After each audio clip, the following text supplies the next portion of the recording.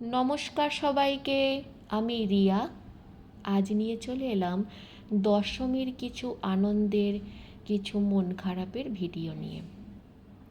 মন খারাপ এই কারণেই বললাম, কারণ আজ যেহেতু দশমী, মায়ের ফেরার পালা। আবার সেই 1 বছরের অপেক্ষা, কিন্তু এই অপেক্ষাতেই রয়েছে আনন্দ। তাই মন খারাপকে এক কোণে ফেলে রেখে চলে এলাম মায়ের বরণ করতে। মায়ের দশমীর পুজো তো হয়ে গেছে অনেকক্ষণই, এখন চলছে বরণ করা।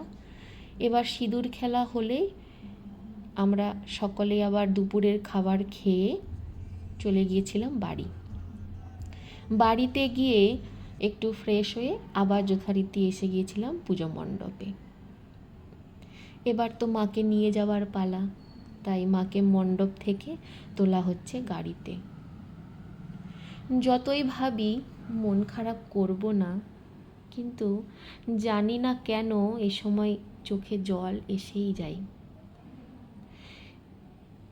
এই কটা দিন যেভাবে এই জায়গাটা আনন্দে গমগম করত, যেভাবে আমরা দুবেলা আসার জন্য এখানে ছটফট করতাম, বাড়ি যাওয়ার নামই নিতাম না, আজ সেই জায়গাটা পুরোপুরি খালি। মা যেমন এসে এই জায়গাটাকে ভরিয়ে তুলেছিল, আজ ফিরে যাওয়ার সময় সেই জায়গাটা খালিও করে দিয়ে গেল। সেই কারণেই বোধহয় এত কষ্ট। যাই হোক, এই কষ্টকে চেপে রেখেই আনন্দের সাথেই মাকে বিদায় জানাতে হবে।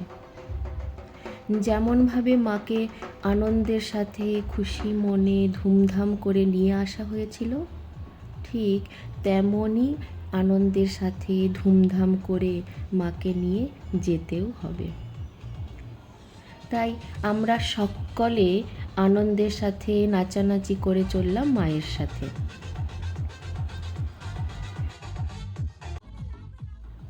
বাচ্চাদেরকে মায়ের সাথেই বসিয়ে দেওয়া হয়েছিল, কারণ কি অনেকটা পথ আমাদেরকে হাঁটতে হবে, সেই কারণেই। কারণ বাচ্চারা তো অত হাঁটতে পারবে না, সেই জন্যই।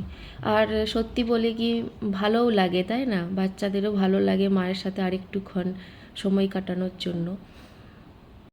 জানো, এখানে কিন্তু অনেক পুজো হয়, আর আমরা সকলে যেহেতু খুব একটা ঠাকুর দেখতে বেরোই না, আমাদের পুজো মণ্ডপেতেই আমরা সময় কাটাই, সেহেতু যেই ঠাকুরগুলো আমাদের দেখা বাকি রয়ে যায় না, ওইগুলো আমরা আজ রাস্তাতেই দেখে নিই।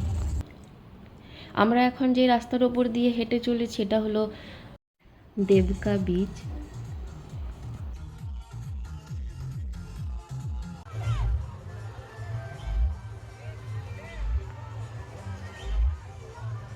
পৌঁছে গেলাম সেই স্থানে যেখানে মাকে বিদায় জানানোর পালা। এখানে না 5 জনের বেশি অ্যালাউ করে না, তাই 4-5 জনই ওখানে গেল মায়ের সাথে। আর আমরা সকলে দূর থেকে বললাম, পরের বছর আবার এসো মা, খুব তাড়াতাড়ি। মাকে বিদায় জানিয়ে আমরা ফিরে এলাম মণ্ডপে। এখানে পুরোহিত মশাই আমাদেরকে শান্তির জল দিল। এবার সবাই একে অপরের সাথে বিজয়া দশমী সেরে নিলাম।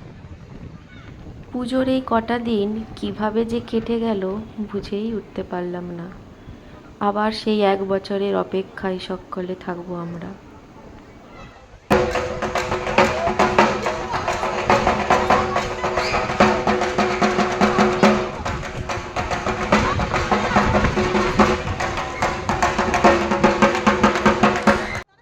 এবার রাতের খাওয়া দাওয়া করে বাড়ির দিকে রওনা দিলাম